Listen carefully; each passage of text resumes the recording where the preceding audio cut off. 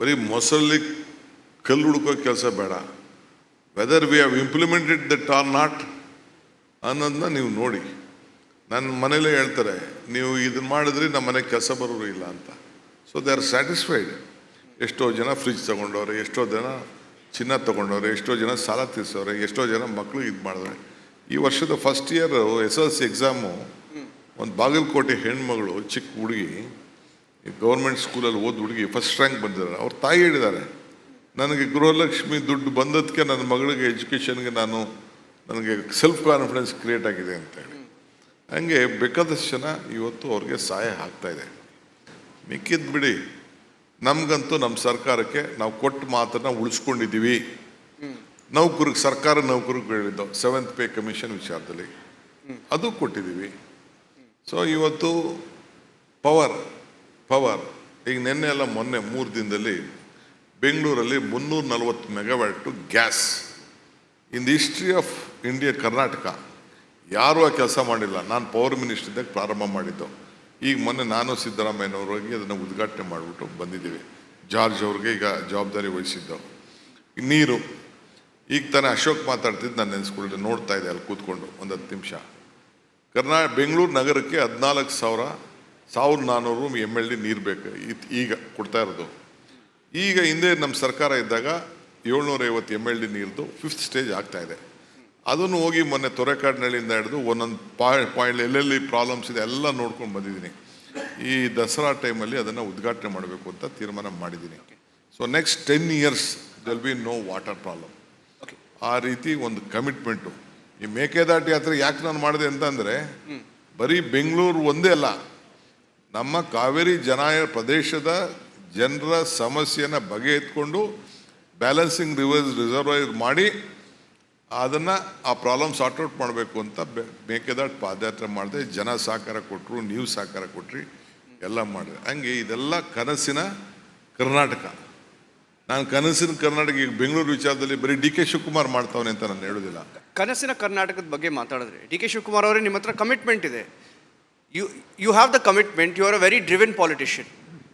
But commitment to drive ಒಂದೊಂದು ಸಲ funds ಇಲ್ಲ ಅಂದರೆ will be equal to almost nothing. ಇವಾಗ ನೀವೇ ಹೇಳಿದ್ರಿ 56,000 ಕೋಟಿ ಅಂತ. 56,000 ಕೋಟಿ, 60,000 ಕೋಟಿ ನೀವು ಪ್ರತಿ ವರ್ಷ ಖರ್ಚು ಮಾಡಬೇಕಂದ್ರೆ ನಿಮಗೂ ಒಂದು ಬ್ರ್ಯಾಂಡ್ ಬೆಂಗಳೂರು ಅಂದರೆ ಐ ಆಮ್ ಶೋರ್ ನಿಮಗೆ ಆಸ್ಪಿರೇಷನ್ಸ್ ಇದೆ. ಒಂದು ಸ್ಕೈಡೆಕ್ ಕಟ್ಟಬೇಕು, ನೆಕ್ಸ್ಟ್ ಜೆನ್ ಇನ್ಫ್ರಾಸ್ಟ್ರಕ್ಚರ್ ನಾವು ಕಟ್ಟಬೇಕು ಅಂತ.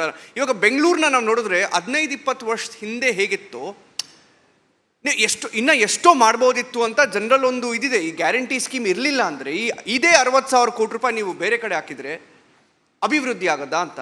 ಸೊ ನೀವು ಅದನ್ನು ಹೇಗೆ ನೋಡ್ತೀರಾ ಬ್ಯಾಲೆನ್ಸ್? ಗ್ಯಾರಂಟಿ ತಂದಿದ್ದು ನೀವೇ, ಇವಾಗ ಡೈಲೆಮಾ ಇರೋದು ನಿಮಗೆ. ನೋಡಿ, 56,000 ಕೋಟಿ ನಿಜ ನಾವು ಕೊಡ್ತಾ ಇದ್ದೀವಿ. ಹಿಂದೆ ಫಾರ್ಮರ್ಸ್ಗೋಸ್ಕರ ಪವರ್ ಕೊಟ್ಟವರು. SM ಕೃಷ್ಣ ಅವ್ರ ಕಾಲದಲ್ಲಿ, ಬಂಗಾರಪ್ಪನ ಕಾಲದಲ್ಲಿ 2,000 ಆಯಿತು. ಈಗ 20,000 ಕೋಟಿ ಆಗ್ತಾ ಇದೆ, 20,000 crores ಆಗ್ತಾ ಇದೆ. ಈಗ ನರೇಗಾ ವರ್ಷಕ್ಕೆ ಆ್ಯಡ್ ಆಗ್ತಾ ಇದೆ. ಪಬ್ಲಿಕ್ ಪೆನ್ಷನ್ ಸ್ಕೀಮ್ಸ್ ಆ್ಯಡ್ ಆಗ್ತಾ ಇದೆ. ಯಾವುದು ನಿಲ್ಸೋಕ್ಕಾಗಲ್ಲ. ಇದು ಫಸ್ಟು ಜೀವ ಇದ್ದರೆ ಜೀವನ, ನಿಮ್ಮ ಜೀವನ ಇದ್ದರೆ ಜೀವನ. ಕೋವಿಡ್ ಬಂತು ನಿಮಗೆ, ನಿಮ್ಮ ಕಾಲದಲ್ಲಿ, ನಮ್ಮ ಕಾಲದಲ್ಲಿ ಕೋವಿಡ್ ಬಂತು. ಹಿಂದೆ ನಾವು ಕೋವಿಡ್ ನೋಡಿರಲಿಲ್ಲ. ನೀವು ಬದುಕಿರೋದು ತಾನೇನ್ರಿ ಇಲ್ಲಿ ಕೂತ್ಕೊಂಡು ನೀವು ಮಾತಾಡ್ತಾ ಇರೋದು? ನೀವು ಬದುಕಲಿಲ್ಲ ಅಂದರೆ ಏನು ಕೂತ್ಕೊಂಡು ಮಾತಾಡ್ತಾ ಇದ್ರಿ?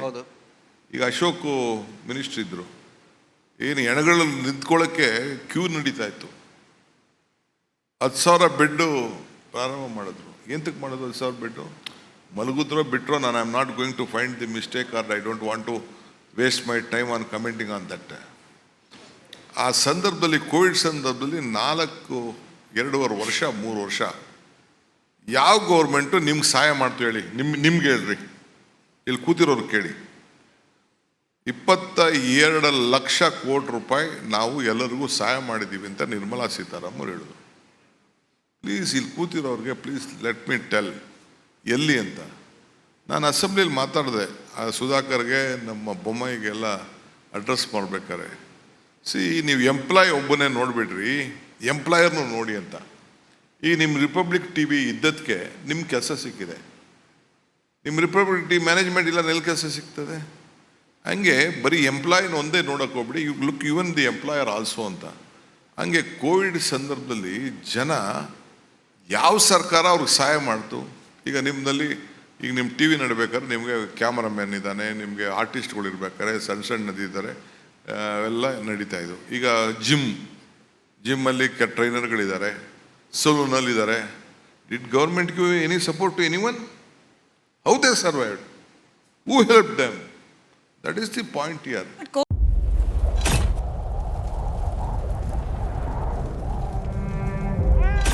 They destroyed our house and our life.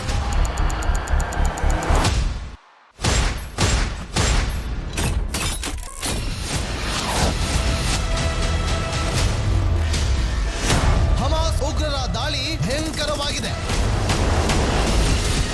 ಯಾವ ಮಾಧ್ಯಮವೂ ಇಲ್ಲಿಗೆ ಬರಲು ಧೈರ್ಯ ಮಾಡ್ತಾ ಇಲ್ಲ. ಇಂಥ ಜಾಗಕ್ಕೆ ಎಂಟ್ರಿ ಕೊಟ್ಟಿದೆ ರಿಪಬ್ಲಿಕ್ ಕನ್ನಡ. ಯುದ್ಧ ಭೂಮಿಯಿಂದ ರಿಪಬ್ಲಿಕ್ ಕನ್ನಡ ನೈಜ ವರದಿ. ಬುಲೆಟ್ ತಾಗಿರುವಂತಹ ದೃಶ್ಯಾವಳಿಯನ್ನ ನಿಮ್ಗೆ ತೋರಿಸ್ತಾ ಇದೀನಿ. ನಾನು ನಿಂತಿರುವಂತದ್ದು ಗಾಜಾ ಪಟ್ಟಿಯಲ್ಲಿ. ಹಮಾಸ್ ಬಂಡುಕೋರರು ಹಿಡಿದಿದ್ದ ವೆಪನ್ಗಳಿದು. ಇದು RPG-29 ಲಾಂಚರ್. ಛಿದ್ರಗೊಂಡಿರುವ ಕಟ್ಟಡಗಳು. ಈ ಮನೆಯಲ್ಲಿದ್ದಂತಹ ಬಾಡಿಗಳನ್ನ ಸುಟ್ಟು ಕರಕಲಾಗಿದೆ. 6,000 ಸಾವಿನ ಗಡಿ ದಾಟಿದೆ, ನರಕವನ್ನಾಗಿ ಮಾಡಿಬಿಟ್ಟಿದ್ದಾರೆ. 31 ದಿನಗಳಿಂದ ಯುದ್ಧ ಭೂಮಿಯಲ್ಲಿ ನಿಂತು ರಿಪಬ್ಲಿಕ್ ಕನ್ನಡ ವರದಿ ಮಾಡ್ತಾ ಇದೆ. That powerful people come from powerful places. 1 ವರ್ಷದ ನಿರ್ಭೀತ ಪತ್ರಿಕೋದ್ಯಮ ರಿಪಬ್ಲಿಕ್ ಕನ್ನಡ, ಇದು ನಿಮ್ಮ ಧ್ವನಿ. 150 ಸುದ್ದಿ, 120 ಇಂಪ್ಯಾಕ್ಟ್. ಸೂಪರ್ 3 ಇಲ್ಲೇ ಡ್ರಾ, ಇಲ್ಲೇ ಬಹುಮಾನ. ಮಾಧ್ಯಮ ಇತಿಹಾಸದಲ್ಲೇ ಮೊದಲು ಪರಿಹಾರ ಪತ್ರಿಕೋದ್ಯಮ. ಜೀವನ ನಡೀತಾ ಇಲ್ಲ ಸರ್. ನೋಡ್ದ ಗುರುಲಕ್ಷ್ಮಿನಿಲ್ಲ, ಪಿಂಚಣಿನಿಲ್ಲ. ಇದನ್ನೇ ಮಾಡಕ್ಕಾಗಿಲ್ಲ ಅಂತಂದ್ರೆ ಇನ್ನೇನ್ ಮಾಡ್ತೀರಿ ಬೇರೆ? ಏನ್ ಕಳಿಸಿ ಆ ಸಮಸ್ಯೆಯನ್ನು ಪರಿಹರಿಸಿಕೊಡ್ಲಾಗ್ಬೋದು. ನಮ್ಮ ಪುಣ್ಯ ಜನ ನಾನೇ ಚೋಟ ಮಾಡ್ತಿದ್ದೆ. ಒಬ್ಬ ಅಜ್ಜಿ, ಅವರು ವಿಕಲಚೇತನರು, ಯಾರ ಹತ್ರ ಹೇಳೋದು? ನಿಮ್ ಪ್ರಾಬ್ಲಮ್ ಏನಪ್ಪಾ ಅಂತ ಕೇಳೋದಕ್ಕೆ ಯಾರು ಇಲ್ವಲ್ಲ. ಆಗ ನಾವಿರ್ತೀವಿ. ನಾವಿರೋದೇ ನಿಮ್ಗಾಗಿ. ನಾನು ಇರುವವರೆಗೆ, ಅವ್ರು ಇರುವವರೆಗೆ 1,000 ರೂಪಾಯಿ ತಿಂಗಳು ಹಾಕ್ತೀನಿ. ಆದ್ರೆ ಈ ಕೆಲಸ ಇದೆಯಲ್ಲ, ಯಾವತ್ತೂ ಕೂಡ ಶಾಶ್ವತವಾಗಿ ನಮಗೊಂದು ಒಳ್ಳೆ ನೆನಪನ್ನ ಕೊಡುತ್ತೆ, ನಮ್ಮನ್ನ ಕಾಪಾಡುತ್ತೆ. ನಾನು 3 ಮಾಸ ಭಿಕ್ಷೆ ಬೇಕಿರ್ಬೇಕು. 24 ಗಂಟೆಯಲ್ಲಿ ಅವರ ಬದುಕು ಬದಲಾಗಿ ಹೋಯಿತು. ನಾವು ರಿಪಬ್ಲಿಕ್ ಕನ್ನಡ, ನೇಷನ್ ಫಸ್ಟ್. ಸಮಾಜ ನಮಗೆ ಬಹಳ ಮುಖ್ಯವಾಗಿರುತ್ತೆ. ನಾವು ಆ ಜಾತಿ ಈ ಜಾತಿ ಅಂತ ನೋಡೋದಿಲ್ಲ. ಸಮಾಜದ ಕಟ್ಟ ಕಡೆ ವ್ಯಕ್ತಿ ಯಾರಿರ್ತಾನೆ, ಅದು ಯಾವುದೇ ಜಾತಿಯವನಾಗಿರ್ಬೋದು, ಯಾರು ಕಷ್ಟದಲ್ಲಿದ್ದಾನೆ ಅವನ ಪರವಾಗಿ ಧ್ವನಿ ಎತ್ತುತ್ತೇವೆ. ಆರು ಕನ್ನಡಕ್ಕೆ ಧನ್ಯವಾದ. ನಾವು 1 ವರ್ಷದ ನಿರ್ಭೀತ ಪತ್ರಿಕೋದ್ಯಮ ರಿಪಬ್ಲಿಕ್ ಕನ್ನಡ, ಇದು ನಿಮ್ಮ ಧ್ವನಿ.